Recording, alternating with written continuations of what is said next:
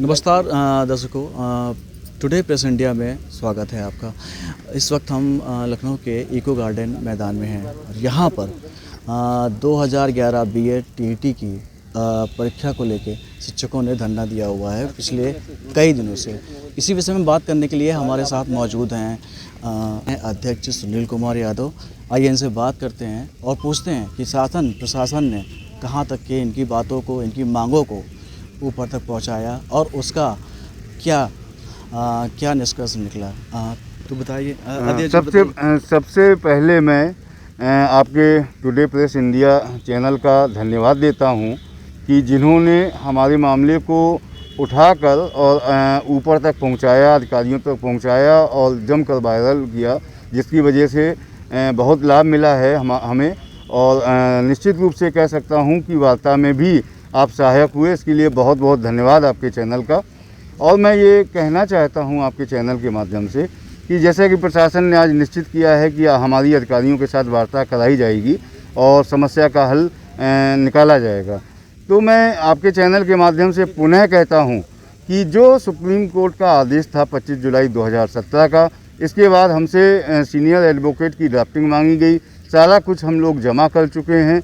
आप सरकार के पाले में गेंद है कि उन्होंने, उनके अधिकारियों ने उसका क्या निष्कर्ष निकाला, उन आर्डर का क्या निष्कर्ष निकाला, उसकी रिपोर्ट हमें चाहिए। क्योंकि कमेटी उन्हीं अधिकारियों के नेतृत्व में माननीय मुख्यमंत्री जी ने गठित की थी।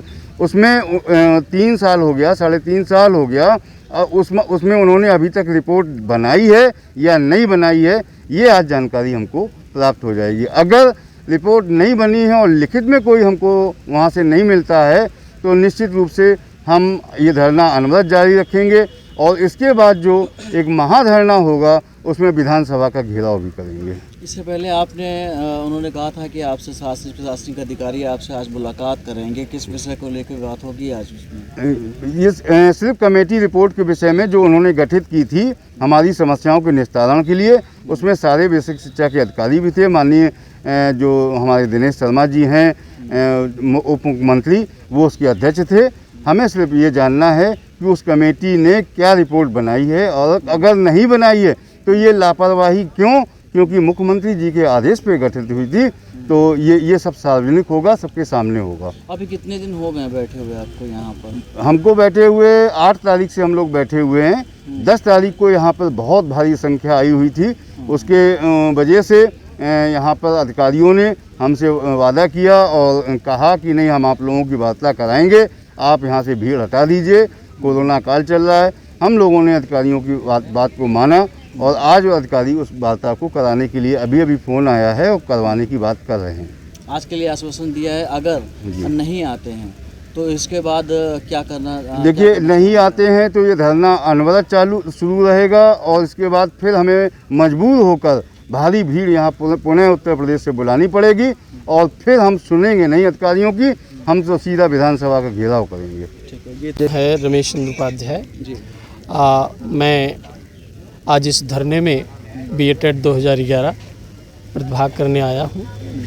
एक्चुअली जो बड़े ही दुख का विषय है कि 10 वर्ष हो गए और हमारे मुद्दे को ये अधिकारियों के द्वारा और पिछली सरकारों के द्वारा फुटबॉल की गेंद की तरह हमको फेंका जाता रहा है। और यह विषय इतना अधिकारियों ने कॉम्प्लिकेटेड बना दिया है, जबकि हजारों मैं यह कह सकता हूं कि नियर अबाउट 70% भर्ती फर्जी हुई है। और यदि अभी उसको फिल्टर किया जाए, हमारे माननीय मुख्यमंत्री महोदय इस भर्ती में अभी वो सीबीआई जांच गठित करके इसकी जांच कराएं और इन अधिकारियों को तटस्थ करके ये जांच की जाए, तो मैं दावे के साथ कह सकता हूँ 70% भर्तियाँ जो हैं ये फर्जी हुई है और ये सारे अधिकारी जो हैं इनके जेल के सलाखे भी जा सकते हैं। 70% भर्ती की बात आप कर रहे हैं, ये किसके कार्यकाल में हुई? ये नियुक्ति जो है पिछली सरकारों के दौरान माननीय सुप्रीम कोर्ट में ये जब लिंगरान हुई तो अंतरिम आदेश के तहत जो भी इलीगल एफिडेविट या कह सकते हैं कि अर्थहीन एफिडेविट कोर्ट के सामने प्रस्तुत करके इन अधिकारियों ने अपने फर्जी जो बाड़े को प्रभावी बनाने के लिए उन्होंने जो भी नियुक्तियां की वो लगातार फर्जी होता रहा और कोर्ट को गुमराह करते रहे। जो पात्र अभ्यर्थी थे सरासर उनको दरकिनार करते हुए हजारों की संख्या में फर्जी भर्तियां हुई हैं। मैं रिक्वेस्ट करता हूं सरकार से, अगर कुछ भी समझदारी हो, सेंसिबिलिटी हो, यदि ऐसा है तो क्यों है, और हर ज़िले में जैसा कि फर्जी नियुक्ति के दौरान ये पाए भी जा रहे हैं कितने बच्चों की हुई है। दुर्भाग्य ये है कि ये इन अधिकारियों ने हमारे वर्तमान सरकार को जिस तरह से गुमराह कर दिया है, वो वस्तु स्थिति को सही ढंग से समझना नहीं चाहते, मात्र अपने बचाव में। दुर्भाग्य ये है कि ये डेमोक्रेसी का जो शासन है ये अधिकारियों के द्वारा किया जाता है। ये सरकार तो 5 वर्ष के लिए आती है। मेरा निवेदन ये है कि हम 10 वर्ष से जो भी पीड़ा का झेल रहे हैं, ये सरकार मेरी पीड़ा को समझे। हम पात्र हैं, योग्य हैं और शिक्षक बनने की पात्रता को रखते हैं। कृपया हम हमारे प्रति वो अपनी सिंपैथी को प्रस्तुत करें, जिससे कि इस लोकतंत्र में हमारा जो अधिकार है, मौलिक अधिकार है, वो प्रभावी ना हो। हम इस सरकार का जय जयकार करें और ये पुनः जो है इनकी वापसी हो। तो हम यही कामना करते हैं कि हमारी वेदना को समझें और अब तक जो हमें फुटबॉल की गेंद की तरह इधर से उधर हमको फेंका जाता रहा है, कृपया अब हमारे साथ ऐसा दुर्व्यवहार ना हो, क्योंकि हम इस देश के भावी सृजक शिक्षक हैं। धन्यवाद। हाँ, मेरा परिचय नाम- दीजिए अपना, क्या नाम है आपका? मेरा नाम रेणु प्रजापति है और संगठन की महासचिव के रूप में हूँ। और जैसा कि मांगों को लेकर आप यहाँ पर धरना हाँ, प्रदर्शन किया। हमारी मांगे, हम लोग बीएड 2011 पास आउट हैं और सारे मानकों को पूरा करते हैं।